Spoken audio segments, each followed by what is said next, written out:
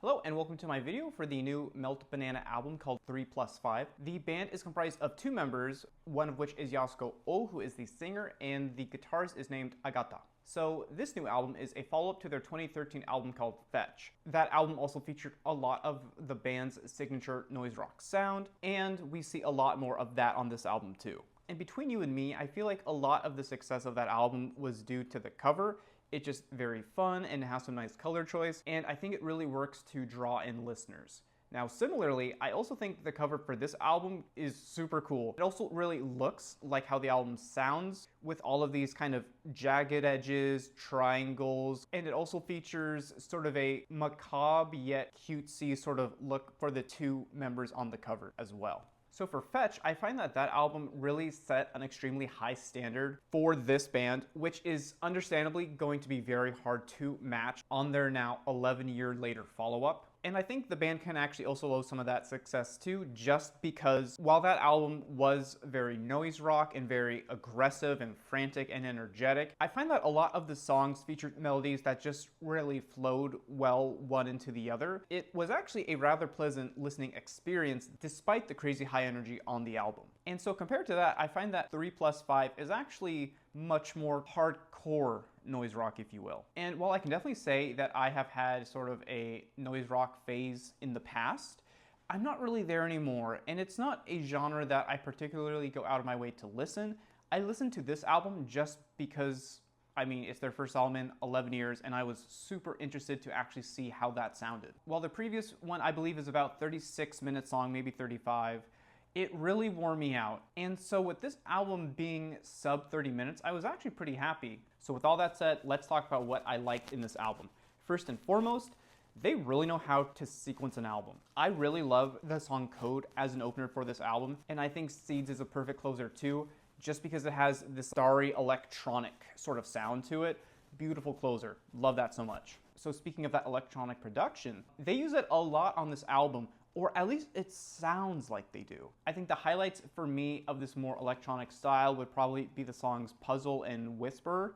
I think those are really, really cool songs. And also I think the guitar effects on that first song, Code, really give this computerized sound to the song that is playing into the whole electronic, sharp sounding production. So I like that a lot. And since I just mentioned the song Seed, it has these like twinkling synths in the background that are almost acting as stars or something, like I said. So I just think that is just so cool. And I think it was a really cool addition for this album just in general. And in general, I feel like a lot of these songs are much crazier than the ones you would find on Fetch. For example, the songs Case D and Puzzle are just bonkers wild. Case D in particular has some really crazy sounds used in the song that really kind of elevate it to be more than just a like rock song. It is just an explosion of like sonics. It's really cool. It kind of sounds like fireworks for that reason. So there are three songs in particular that I really like. The first of which would be the song Scar. I really like the intro for that song. And also I had this really interesting connection with some of the songs on this album. For the life of me, I was like, Yasuko sounds like someone, but I could not figure out who Yasuko sounds like. So for reference, she sings entirely in English from what I can tell. And I was like, she sounds like someone, but I could not place who. You wanna know who she sounds like, in my opinion? She sounds exactly like John Anderson from the band Yes. I had heard this song Scar, and I was like, oh, this sounds a lot like Close to the Edge or Heart of the Sunrise in a lot of ways. And I think it is mainly because of how she sings. However, for this song in particular, I feel like it just has this very classic prog rock chord progression like all throughout it, and that is kind of what helped me narrow it down to a prog rock band from the 70s. I was like, there's something here that I know, that I've experienced and I love. It's got to be something along like those lines, right?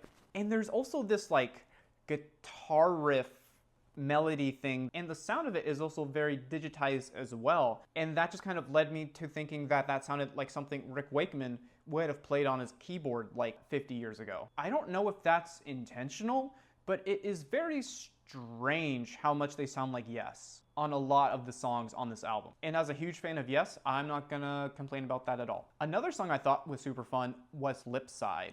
First off, the mixing, super cool. So as he's sliding up and down on the guitar, the sound is actually ping-ponging in between the left and right channel. And it felt like I was like staring at the neck of his guitar. It was so cool. I love that a lot. So whoever mixed that, awesome choice, awesome idea. That goes so hard. Awesome idea. Love that. And it's weird to say, I think another aspect of this song that I really liked was the fact that it kind of played like a more conventional punk song. It was nice to kind of have a more regular song as opposed to like very hardcore noise rock, electronic rock like I've been talking about. It was nice to kind of have a familiar sounding song to not allow you to get too lost in everything that was happening on this album. So there are a few things I wasn't a huge fan of on this album. I think the most egregious thing, if you can call it that, really, is the fact that Yasuko is way more difficult to actually hear and make out what she's saying on this album. Because there is so much of that very high-pitched production, it really matches the same pitch as her voice, and sometimes I just cannot hear her because she is just blending too much in with the production. And it's like, ma'am, I wish I knew what you were saying. I'm sure you're saying some cool shit, but I just don't know any of it. I think another reason why I like Flipside is because I could actually make out her saying the word Flipside. That felt cool, I guess, but yeah, I just can't hear her. It's unfortunate because I think she's a very interesting singer who has a very unique way of writing lyrics, but I think I maybe made out 5 words on this whole album, and 3 of them are on the flip side, and like that's it. And my other main criticism is that this album is a little one note. And it's like, okay, well obviously, like, I knew what I was in for with a Melt Banana album, but I just feel like all of the songs sound way too similar, and it just feels like one high energy, frantic song after another without any difference whatsoever.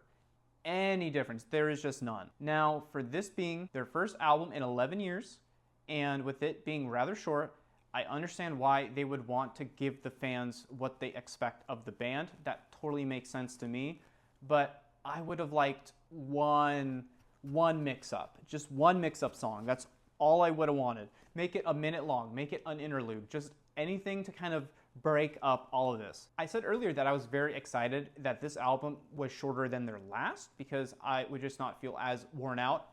Incorrect. I feel just as worn out, if not more, because of all of these very high-pitched electronic sounds that are just...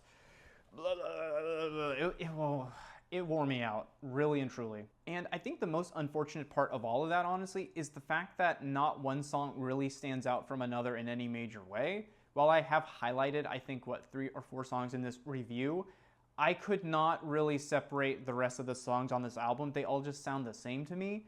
And I think that's kind of a shame because it's fun having standout memorable tracks, of which there are very few of, in my opinion, on this album. Well, yeah, that's pretty much everything I have to say about the album. In general, it's very short, very sweet. To be honest, it kind of seems like it would be hard to reinvent their sound at this point, so it sounds like they're pretty much cemented in what the band will sound like for the rest of eternity. It's still a super cool and unique sound, unlike any other band that I know of, so I think they should keep doing it. And they've obviously had a lot of success with it too, so I think they should definitely keep at it. I saw the band live back in May of this year. While I will say the 2 members have a crazy stage presence, I'd love a live bass member. I think that would go so hard. I think it would add a lot to their songs as well, and that's just something to maybe think about. And hopefully the next album won't take another 11 years. Anything's possible, I guess, but I could see them coming out with another within a few, like maybe 5, 6 max, hopefully. So with all of that said, I would rate this album a 6 out of 10. I do not think it is a bad album. I think it's a really good album. I just don't think it's quite for me. While I do like noise rock, this was just a little bit too much for me, and I needed, like I said, just one little reprieve at some point, at any point in the track list, which I never got. Overall, I think this album is somewhat of a step down from Fetch, though I will say that I'm very happy that the duo are even still interested in making music. I think that's super cool. And yeah, I really hope they come out with more. Thank you for watching. If you thought anything different, let me know, and I will argue with you in the comments.